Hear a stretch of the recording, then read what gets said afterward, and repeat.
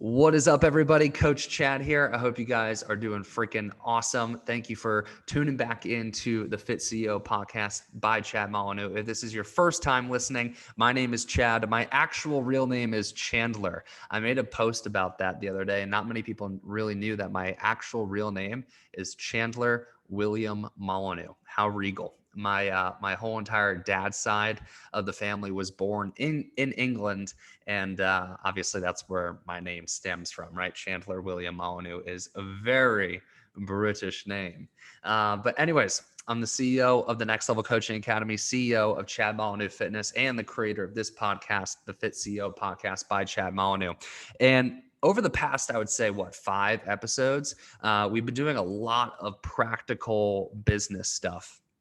And I could say this pretty honestly, I could say this pretty truthfully. I don't think there's any other podcast out there that really actually breaks down practical business strategy to grow your online fitness coaching business. Like, I truly believe like we give a ton of value that actually is going to help you grow your business. Now, today, we're going to go a different direction, and we're going to go down the mindset path. More specifically, we're going to be talking about self-doubt.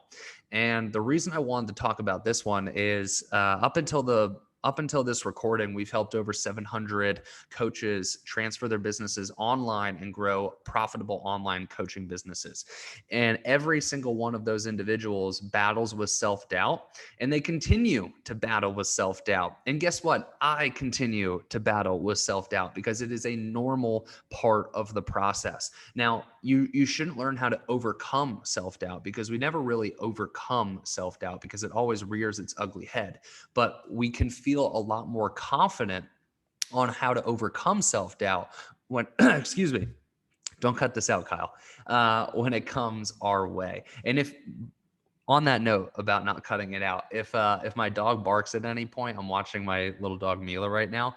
Don't cut it out. I want to keep this as real and raw as possible. But getting back into what I was saying is, all of our clients struggle with self-doubt. They continue to struggle with self-doubt. I struggle with self-doubt. I continue to struggle with self-doubt, but I've learned when it rears its ugly head, how to overcome it and how to actually use it as motivation. All right. And we're going to start with the story. So, uh, I wasn't the brightest in grade school. I was really, really bad at school. And I think the self-doubt surrounded by my lack of capability in school is really what actually probably made me worse at school than I actually was. Because I'm actually, and I'm not trying to toot my own horn, but I actually think I'm a pretty intelligent person. But I didn't realize that I was an intelligent person until I started my business, until I was probably about 21. I started my business when I was 19, but I probably didn't really start feeling confident in my mental capabilities until like I was 21. So between first and eighth grade, I was in and out of different special ed classes. People would try to diagnose me with different learning disabilities and whatnot. I was always the butt end of the joke whenever it came to like a stupid joke or like you're an idiot kind of joke. It even got so bad to the point where in eighth grade, I was asked to repeat the eighth grade. And I'll even call her out, Mrs. Yoles, my eighth grade math teacher, in front of the whole entire, I'll call her out because she called me out. In front of the whole entire class, Mrs. Yoles told me that I wouldn't even pass high school. And obviously, when you're a little eighth grade boy, that hits your ego, and that doesn't even hit your ego. That just hits your overall everything. Like, you just feel like an absolute POS. I'll just say it, piece of shit, when you're always the butt end of the joke when it comes to being stupid or an idiot, or when the teacher's basically calling you an idiot and saying that you're not even going to graduate high school. So when my mom got the formal letter of the middle school asking me to repeat the eighth grade, she said, absolutely not. You're not repeating the eighth grade. This gave me a little bit of hope, but honestly, it pissed me off more than anything. And what I did, and this is a part of the strategy that I'm going to teach you guys to overcome self-doubt. And obviously, I didn't know this strategy at the time. I didn't even really think of the strategy until the other day when I was reminiscing on these times of my life. But what I did is I got really, really pissed off, and I got fed up at the fact of being called stupid. I got fed up at being called the idiot. I got fed up and pissed off at teachers doubting me, saying that, hey, you probably aren't even going to graduate high school. And I stuck up the proverbial middle finger and I said, I'm going to fucking show them. And what I did is that 8th grade summer transitioning into high school. My mom helped me out with this as well. I started going to a tutoring club. So I sacrificed my whole entire summer, 8th grade, going into high school. And we all know how important summers are when we're a student. Basically sacrificed that shit and went to the tutoring club almost every single day. I think I went 5 days a week. I think I treated it like actual school. And I worked my ass off. And what really fueled that was the fact that other people doubted me. Of course, I doubted myself, right? Obviously, when people are telling you those terrible things, you're going to doubt your capabilities. But I knew, and some part of me knew, that I could get the job done. So I flipped that self-doubt into a big proverbial middle finger to the world or the people that told me that I was stupid. And I got to work, and I worked my fucking ass off all summer. And I came back freshman year and I made honors list. And I made honors list. And I can't tell you how freaking amazing that felt when I was told that I made honors list. And to make honors list, I think you had to get over like a 3.0 GPA. And at the time, I basically was used to D's and F's. So to see A's, B's, some C pluses, but mostly A's and B's on my report card was an amazing feeling. And it just, I was able to show myself, wow, I can do this. And, all throughout high school, that was kind of a consistent theme where I got good grades, and I wasn't the stupid kid anymore. I wasn't the idiot. I wasn't the butt end of that joke, right? And this same pattern popped up one other time in my life, and it popped up when I was trying to grow my coaching business. And I've told this story before, and I'll give you guys the shorter version of it. But basically, it took me 2.5 years, 3 years to really actually see any success in the online coaching space, mostly in part to me trying to figure it out on my own and not hiring help. So when I was trying to do this on my own, for like that 2.5 years that I've talked about, I think it's on episode 1 of the podcast. My parents were chirping in my ear, right? And they were saying, what are you doing? Why don't you go do something that's actually going to make you money? Why are you working so hard on this? My friends at the time they were bullying me. They actually were straight up bullying me. And I'm no longer friends with them. I dropped, once they started that act, I knew that they weren't going to help me reach my goal. But basically they would make fun of me on social media. And they were just ruthless at the fact that I was trying to grow an online coaching business. So similar story as my grade school, right? I got bullied. I got made fun of. I got doubted when I was trying to grow this dream of becoming an online fitness coach.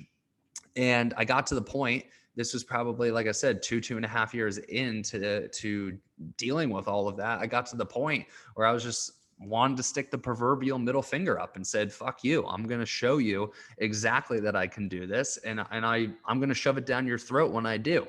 And this has, once again, been a reoccurring theme of mine, not something that I strategically planned, but it's something that just happened naturally. And when we get into the formula aspect of overcoming self-doubt, I'll talk about it a little bit more. But I wanted to stick the middle finger up to my parents. I wanted to stick the middle finger up to my previous friends. And what I did is, as you guys know the story, I hired one business coach, failed, hired another business coach. 4 months later, I was full-time. I think I had my first $10,000 a month, September of 2018. And then now 7-figure earner, and just continuing to do that. But I had to prove to myself that I could do it, right? I had to turn other people's self-doubt and my self-doubt into fuel by sticking up that proverbial middle finger, going to find help, and then getting the job done and putting in ridiculous work, right? So those are the two stories of my self-doubt. I still experience self-doubt every single day, but here's the formula. So anytime self-doubt rears its ugly head, this is the formula, right? It all starts with, I'll show you, right? Like I said, I stuck up the proverbial middle finger to whoever was doubting me at the time. Now, I'll show you is something that you have to get so fed up with your current situation. You have to get so fed up with either doubting yourself or other people doubting you or you not achieving your goal that you just get to the point where you're so pissed off or so emotional, whatever emotion that brings up for you. Maybe it's anxiety, maybe it's sadness, maybe it's anger. For me, it was anger. Whatever that emotion gets so overwhelming, you turn that motivation into action. Okay. But here's the missing key. And like I said, I didn't strategically do this in 8th grade going into high school. I didn't strategically do this when I was trying to grow my coaching business. It just kind of happened this way, right? I got super emotional. I got really pissed off. I said, fuck you. I'm going to show you. And then what did I do next? If you remember the story of me going to the tutoring club, I found help, right? If you remember the story of me growing my coaching business, I found help. It took me a little time to get there because, like I said, I did go through that lone wolf syndrome, but I found help eventually. And that's the second part of this formula is you have to go and find help. You have to turn that anger or that angst or that sadness into action by finding help. A lot of people will turn their emotion into action, but they miss the guidance part, right? And they have all this energy and they have all this energy and they have nowhere to put it. And they start putting it in these things that they think are going to get them results, but then those things never actually get them results. So they're really just wasting the emotional energy that they're trying to use to get the job done. And that's the missing gap. You got to freaking find the help, right? And that's what I did. I found the tutoring club. Tutoring club gave me the guidance. I found a business coach that helped me. He gave me the guidance and helped me, right? And then the last part of that formula is working your freaking face off, right? And this one is easy if you use your emotion to charge the work, right? If you use you being so pissed off at being doubted, you being so sad at self-doubt, or you being so anxious at self-doubt, and you just convert that to, hey, I'm going to take this energy, because that's what that is. Anger is energy, sadness is energy, anxiety is energy. And you just take that energy and say, hey, I'm going to work my freaking face off, and I'm going to find somebody who's going to guide this energy down the right path. You will be an unstoppable force. And those two big pivotal times in my life have proven that for me, right? You know, going from 8th grade to high school, making the honors list after being told to repeat the 8th grade, and then spending 2.5 years trying to figure it out on my own, failing miserably, getting so pissed off at being doubted, finding help, and then turning that around to now having a 7-figure business. So here's the truth. And I'm going to finish this podcast with this. Y'all have a choice. And I know this to be true. You're going to be scared regardless. You're going to be scared regardless. And what I mean by that is whether you choose to go after your goals and use this self-doubt as fuel and actually achieve the goal, you will still be scared. You will still be scared. And I can say that because I've been on the other side. I've used the self-doubt, worked my face off, achieved the goal, still scared over here, right?